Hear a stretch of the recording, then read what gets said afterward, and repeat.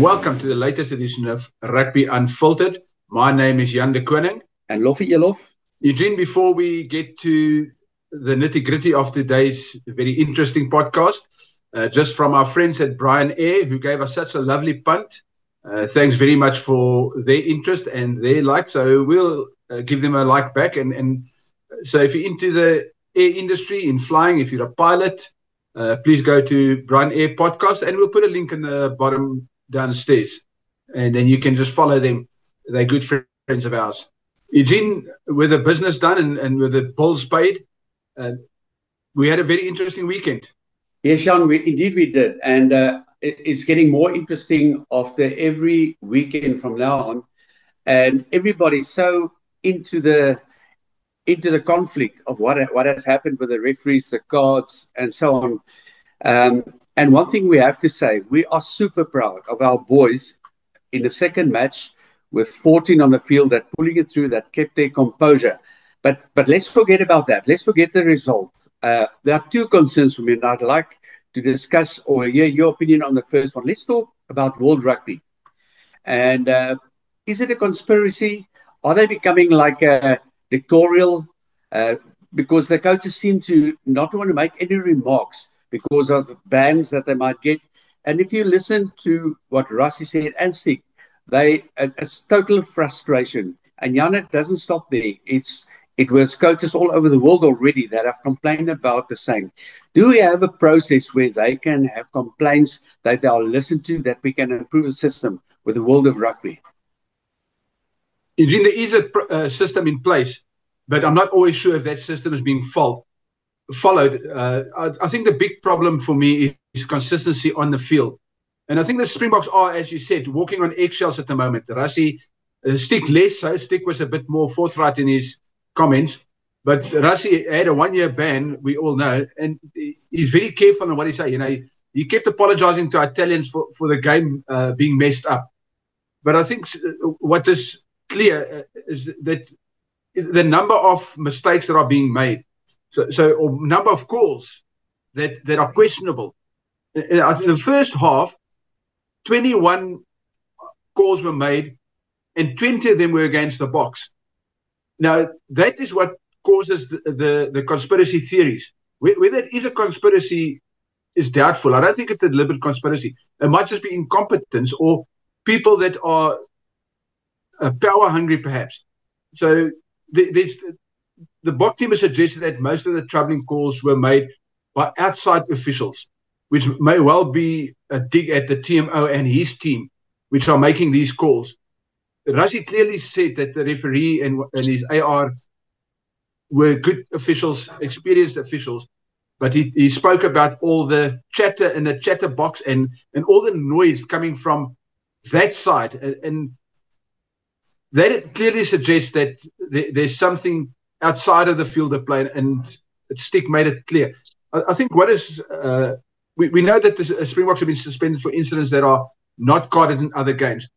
And I think we'll listen to Rassie now, but the first thing is, if we go look at games like France against Fiji or Ireland against Australia, some of those clear-outs and some of those tackles are far worse than what Louis de Jager was banned for.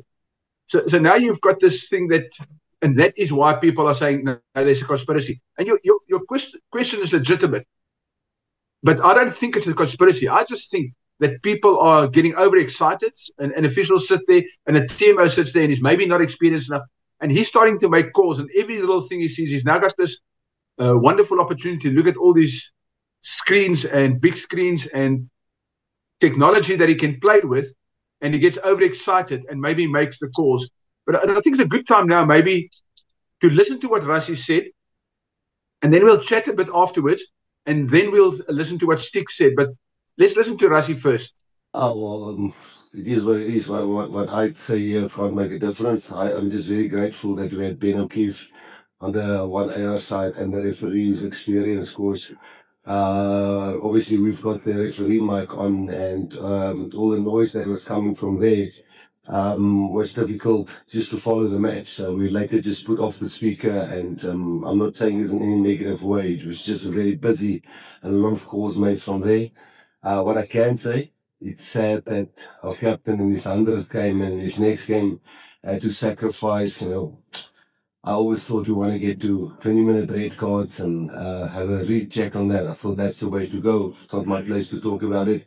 Also, a captain like him to twice in a week have to suffer for us to win because I'm not saying the referee made the wrong call, but I definitely saw a lot of other shots in the game.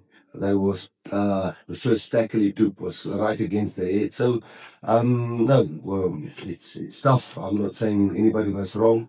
I just thought the balance on calling the head shots was not as equal.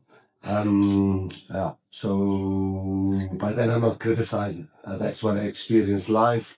And when we review the game, we might come to a different conclusion and just see that we were totally wrong most of the time. And then we have to go and rectify it. Yes, Sean, if you listen carefully to Rassie and his emotion in his talk, he is totally frustrated. And he knows whatever he's going to say is going to go nowhere and fall on deaf ears, or nobody's going to react on that. But it sort of puts you in no man's land. And to hear Rassie actually respecting the process that much. And he also knows that from here, whatever he says, nothing can be done. And maybe it's a good time to listen to what Stick says as well now. Eugene, I just want to touch on, you mentioned Rassie. The one thing that he said right at the end of his, he mentioned that we will review and maybe we were wrong. 2 days later, after they clearly had their review on the Monday, Stick really, he became more frustrated and more bold in his explanation about the outside influences, the people outside of the field. And they clearly are not frustrated with the officials on the field, the match officials. They are clearly frustrated. And you'll hear it in Stick's declaration as well, in his statement as well. They are very frustrated with what is outside of the field. And again, I think that points to the TMO and his calls, and maybe some calls from Italian, because Rassie clearly said it. They just switched the mic off because they couldn't handle all the talk and all the chatter. So, and the other sad part, and Stick mentioned as well, is that Sia was sacrificed 2 weeks in a row, including in his 100th game against France in Paris. So that is very, very frustrating for the team, that when they want to play proper rugby, and Stick said, he feels sorry for Italy because they also play decent rugby, that the whole game was spoiled by people outside of the field. But let's listen to Stick. But yeah, once again, I think at the moment as a team, we're just disappointed with how things are flowing at the moment. Probably do it every week. We're losing players, and it's said that the build-up towards the Italy game, it was good. If you look at the Italian side, how they've played even the previous week, and the spirit in Turin, everyone was looking forward to the game, and then for the game to turn the way it was, because if you're saying that Franco Mostert is a red card, probably there would have been over the weekend. If you saw the incident that happened over the weekend, surely it was supposed to be more than 5, red cards, and then all of a sudden other situations, they become yellow card. And then I think we're just disappointed with the way things are being handled at the moment, because once again, if you look at the actions of Franco Mostert, even with Lord Diaga the previous week, he has done everything but a book. Was probably just the only mistake was just maybe the contact was here, but it ended up in the head. So I don't understand how does that become permanent red card. But I think for our side as coaches, we still have to work hard because we're working with these guys. We can see they're nice and tall. They try to do everything by their book, but because of rugby is a physical game, sometimes you don't get it perfect. But for them to say those were the tackle was never legal, it's disappointing, because of one thing, like I said, that game could have been a very nice, beautiful game of rugby to watch. Italy, they deserve the respect, and I felt like, they had everything in their powers to control the game. So for other people to get involved, and I feel for the ref because we understood the communication that was happening between him and his team outside him. Probably about 21 decisions that were supposed to be made in the first half. Probably first 45 minutes, 20 of them went against us. Not because of the ref. Unfortunately, he has to respect the comms from his team outside. So yeah, disappointed at it. But once again, I feel for Italy, and I would like to apologize how things turned out, because they've got a good coaching staff, and then their players also were up for the game. But for other things to happen like that, I don't think they deserve what they got in that game. I mean, you handled the red card very well. Do you think you're being treated unfairly, Springboks, with these decisions? I'm not too sure. I don't want to say things and then I end up also being banned like Rassie in the past, But once again, if you look at the past 4 red cards in our players, we had Magazole Mapimpi, suspended, who's not on tour at the moment. The guy's on 47 test matches. Missed out an opportunity to make it to 50. Hendrik Wessels, a youngster, also missed out. Suspended. Lord Diaga, which I feel like, after this weekend and everything that I've seen, even the Fiji and the France game, the clean-outs that were there, the island game against Australia, situations that were even worse than what those guys have been suspended for. And then for them, they suspended. But other players will come back and play this week. So surely somehow, this is not fair. And I don't think we deserve this as a team. We're doing everything in our powers to make sure that we send the right message when it comes to how we play the game. We play in a good spirit. We never talk bad about other teams. We always try to play in the good spirit, and hopefully things can just be between the 4 lines, So are we treated fairly? I don't think so. Yes, Jan, as you can hear, getting back to the coaches being frustrated, the word I've used 3 times already, I think it's very simple. And in the beginning we talked, is there a protocol? Yes, there's a protocol. Maybe protocol is just too social. Is there standing work procedures? So I've got the answer for them. A referee, no player runs onto the rugby field to play badly. No referee goes on the field to whistle badly.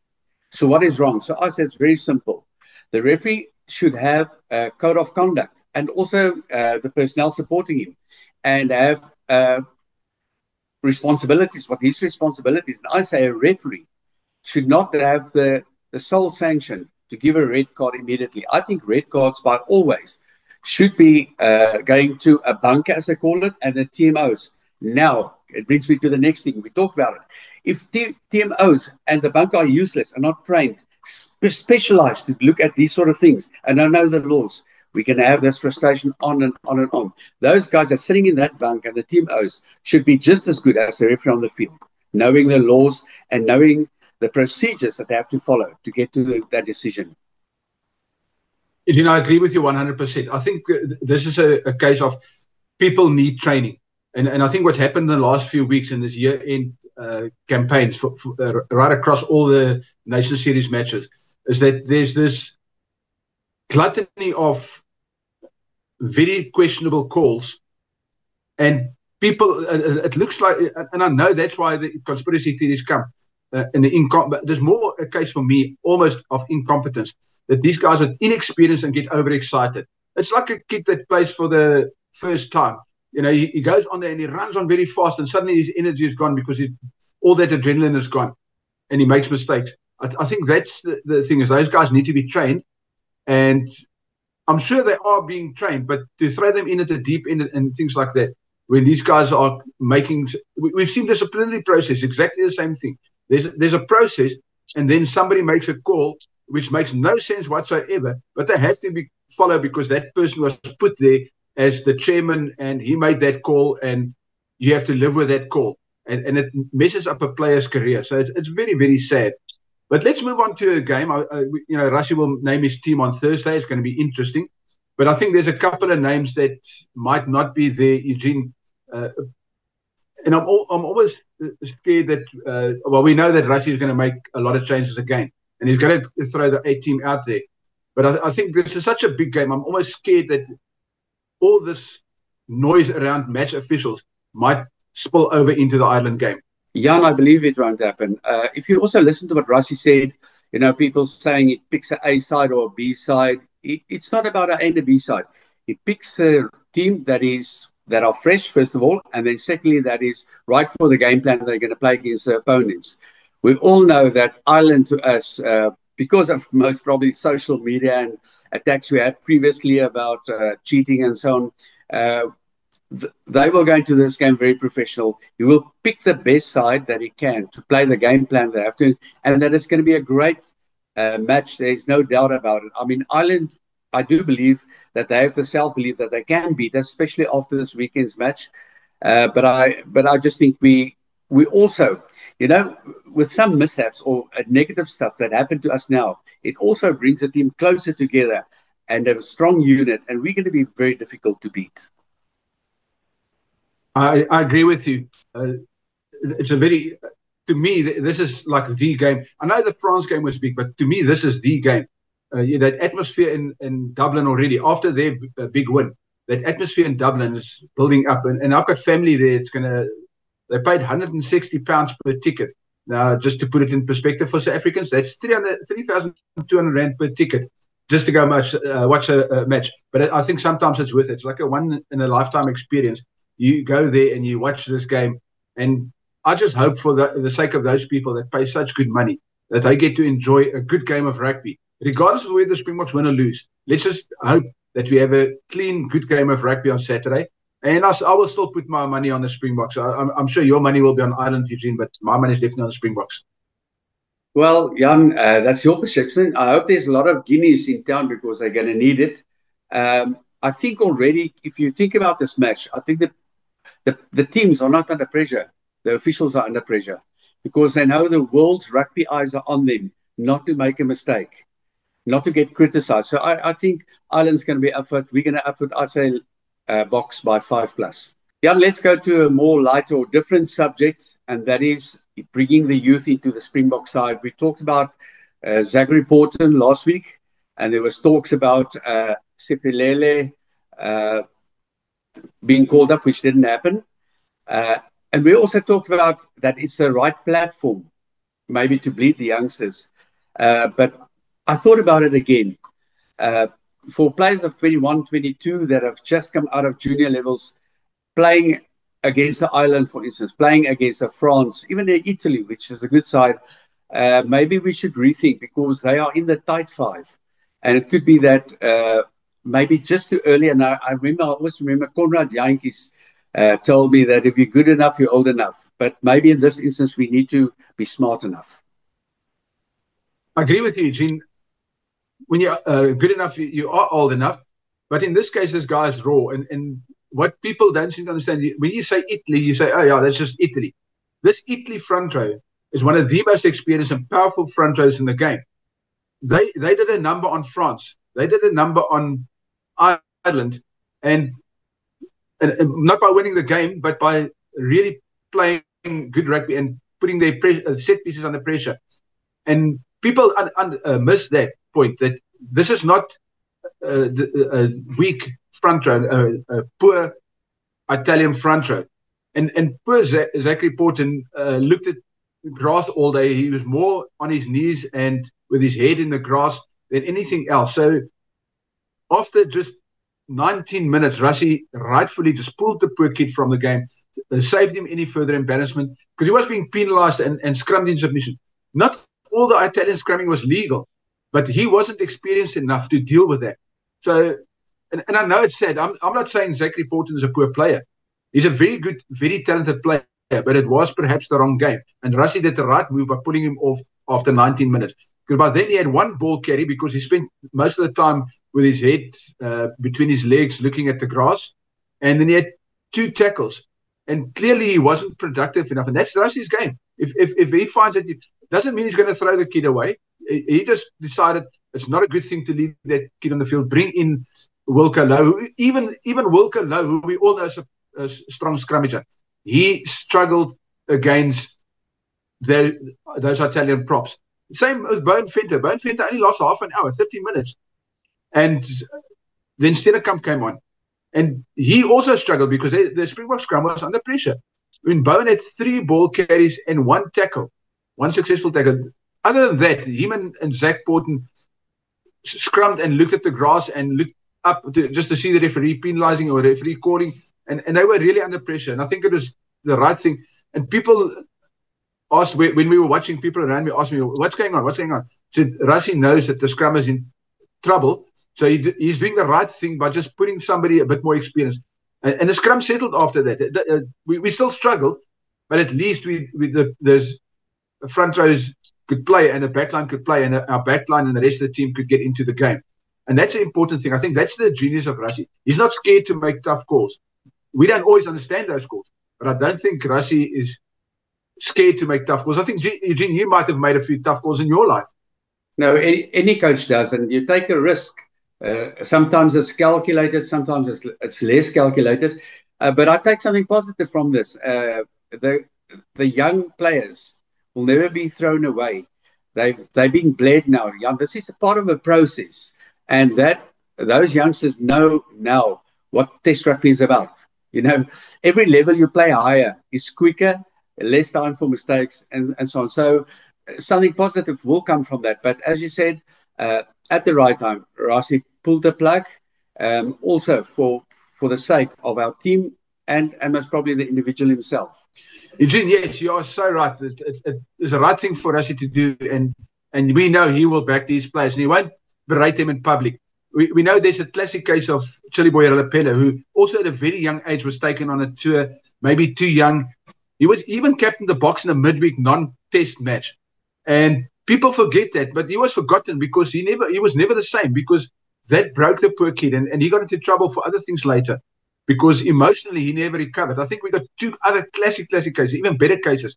There's and our dear friend Nick Mallett to this day admits that maybe he was wrong for berating them in public. But we had Dave van Huysel and Gaffie de Toey, and that famous test in Dunedin, where they didn't have a good game. We lost to the All Blacks, and Nick Mallett had a full go at them, and the poor kids were never the same. I mean, they both played a few games, but they were just never the same. And players that had like really long, or could have had long careers, their careers were very short-lived because they just never could recover from that. So I think Rassie, to finish on a positive note, I think Rassie did the right thing, and he will make sure that this kid is not thrown on the rubbish dump. That is spot on. And in 2005, Chili Boy Ralapela was our hooker when we won the Junior World Cup in Durban, the under-19s. And undoubtedly, Chili Boy was the best hooker in the world at that stage. His general game, his throwing in, and because of circumstances, he disappeared. And that's sad. And I think there's a lesson to be learned that we need to manage the players and release them at the right time. Eugene, 100%, I agree with you. As we all know, you were the coach of that team. You had intimate knowledge of that young man, and it's sad that he goes. So I think on that positive note, let's leave it there. Thank you very much again for chatting to us, Eugene, and thank you for the viewers to watch us.